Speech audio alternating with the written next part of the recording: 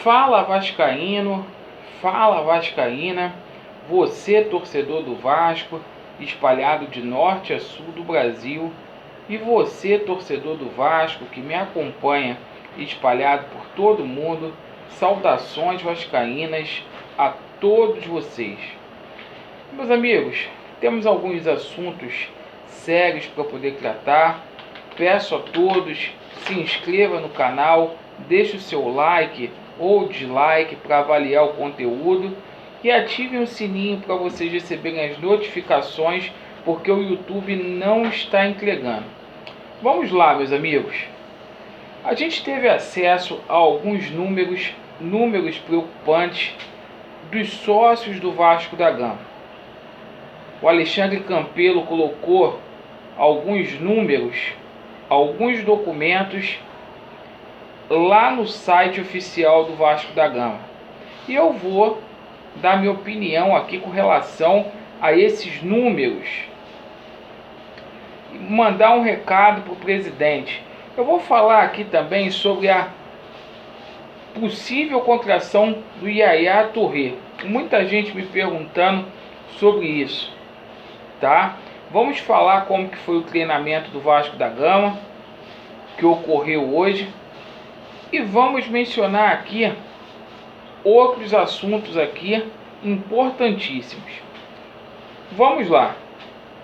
O presidente Alexandre Campelo, ele colocou no site oficial do Vasco algumas documentações referentes aos sócios do Vasco da Gama.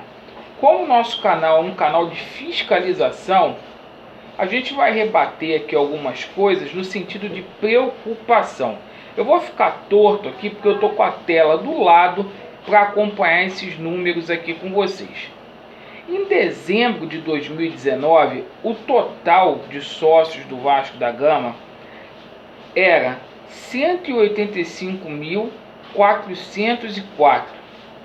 Esse número, no primeiro mês de janeiro, caiu para 183.464. Então a gente viu o quadro social do Vasco baixando. Esse número é o total, já contando aí com um torcedor que é sócio e o sócio estatutário. Hoje a gente tem 177.764 sócios torcedores. Olha como esse número ele já caiu. No começo da associação em massa, a gente conseguiu colocar 185 mil sócios torcedores no Vasco da Gama.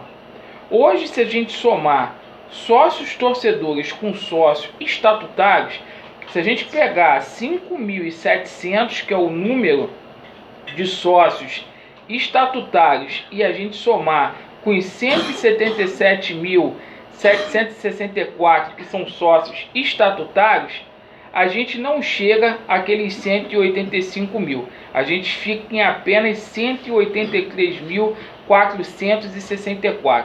Então a gente vê que a campanha de associação em massa deu uma estagnada e que muitos sócios deixaram de pagar. Então eu faço um apelo: continue a pagar. Eu sei que essa presidência, Alexandre Campelo, não tem credibilidade para nada, tá? Mas não deixe de fazer a sua contribuição com o Vasco da Gama, porque é importante. O Alexandre Campelo, como de praxe, ele colocou apenas planilhas, números, mas faltou aqui discriminar o que ele fez com esse dinheiro da associação em massa. 20 milhões de reais que foram arrecadados entre dezembro e janeiro. Chegou no mês de fevereiro, após um mês, deu cupim no Vasco da Gama, ninguém tem acesso para onde que foi. Então não tem a discriminação para onde que foi esse dinheiro, com o que foi gasto. Infelizmente. Mais importante do que colocar números não é transparência.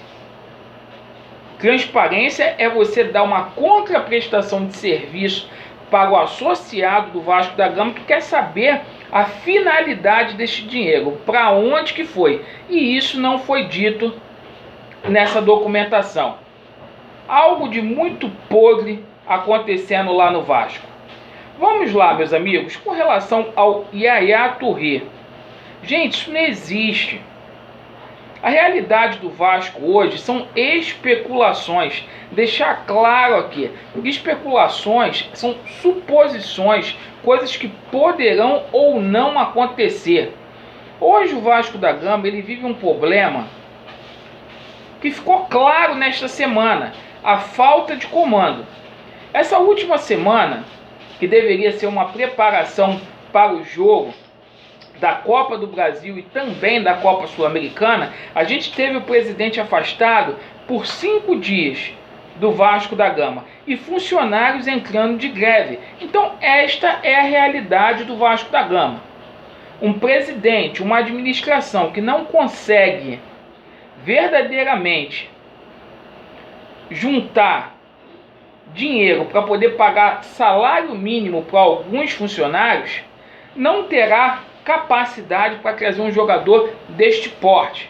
Tanto é que o Vasco especula vários nomes no mercado sul-americano. Então deixar claro aqui, um jogador deste porte para vir para o Vasco da Gama, só um milagre.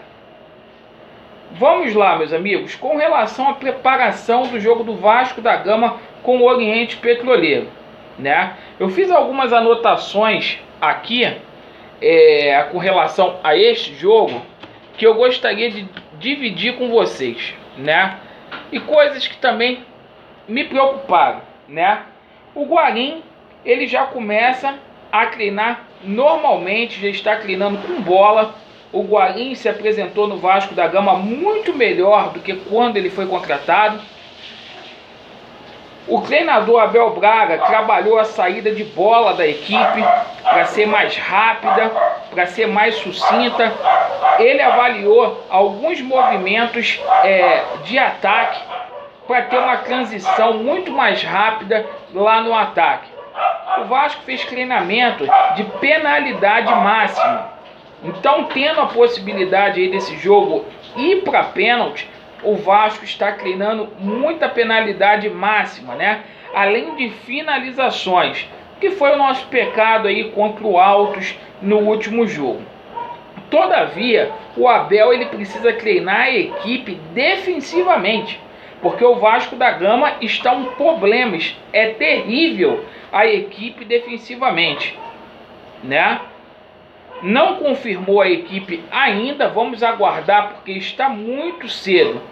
E mandar aqui um abraço aqui em especial para o Charles Bird, jogador de basquete, ex-jogador de basquete que atuou no Vasco da Gama lá no final dos anos 90, começo dos anos 2000, que completou hoje 54 anos.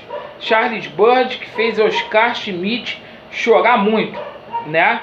Símbolo de raça, jogador sem palavras, né? Alarmador, o cara conseguiu 4 campeonatos cariocas pelo Vasco da Gama, 2 campeonatos brasileiros, 2 sul-americanos. Em um desses eu estava lá no Maracanã, no jogo contra o Boca Júnior. E 2 ligas sul-americanas, além de um campeonato mundial que não tinha como o Vasco da Gama vencer a equipe do San Antonio Spurs, né? Impossível. Então o Vasco foi campeão mundial daquele ano. Parabéns, parabéns para o Charles Bird. Essas eram as notícias aí, muito completas com relação ao Vasco da Gama nesta tarde. De noite, a gente vem trazer o panorama do restante das notícias. Vasco neles, estamos juntos. Valeu!